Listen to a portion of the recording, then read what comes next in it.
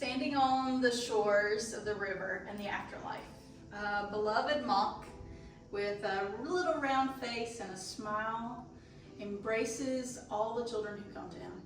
He welcomes them with a warm embrace and laughter, and then when the enemy approaches, he opens the sweeping sleeves of his cloak and he ushers them in, offers them protection, safe within his cloak. This is the beloved image of the Buddhist monk Jiso. And as a bodhisattva, he has deferred his own entering into paradise in order that he may be there as the guide and protector of children until their parents arrive to be with them in the afterlife. This image has carried families for centuries in the ways in which they can grieve and mourn the loss of a child gone far too soon. It's most commonly seen in the Japanese tradition, and these statues will be placed in gardens all over communities. And parents may say thanks to the beloved Jiso by adorning him with little red hats and bonnets throughout the year to keep him warm, to keep him dry, and to remind them of their gratitude for the care that he provides to their children. But this outward symbol is also a reminder to the collective community of the grief that these parents have, and that the lives of those children are still remembered as they walk along each and every garden, finding little Jiso statues.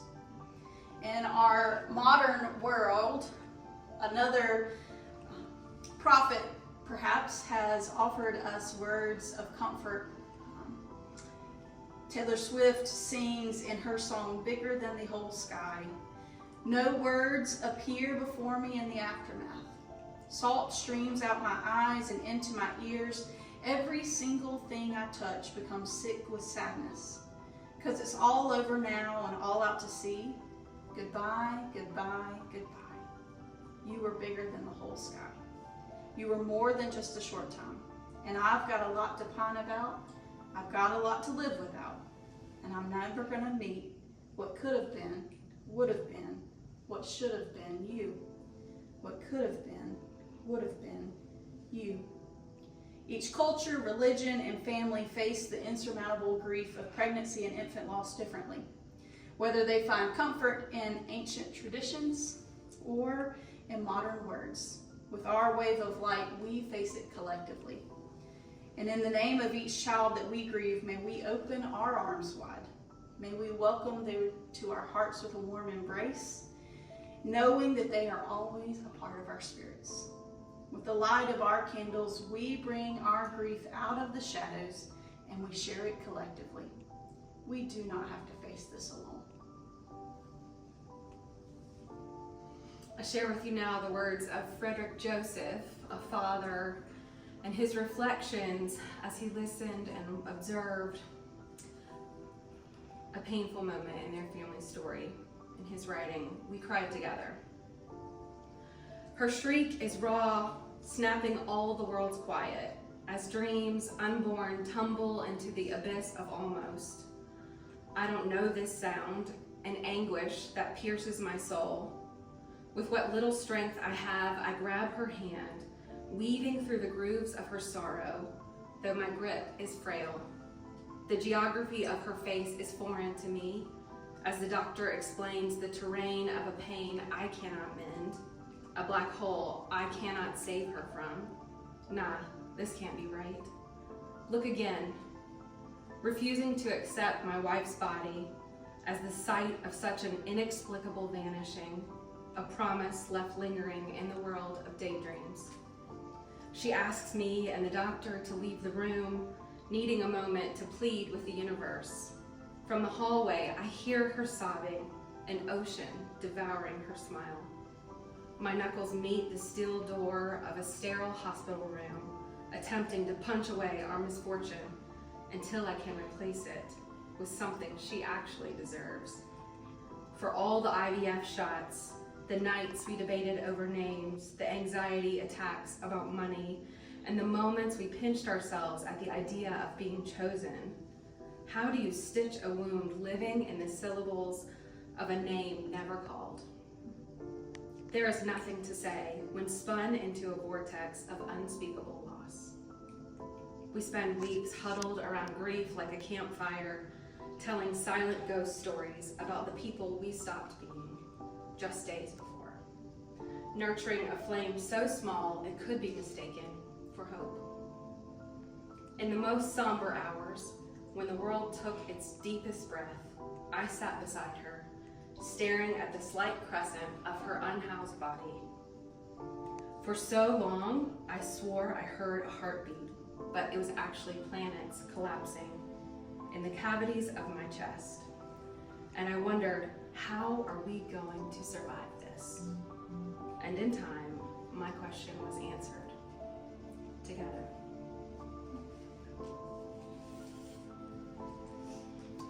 United in our heartache, we light this candle in remembrance of our babies gone too soon. Together, we grieve in hope.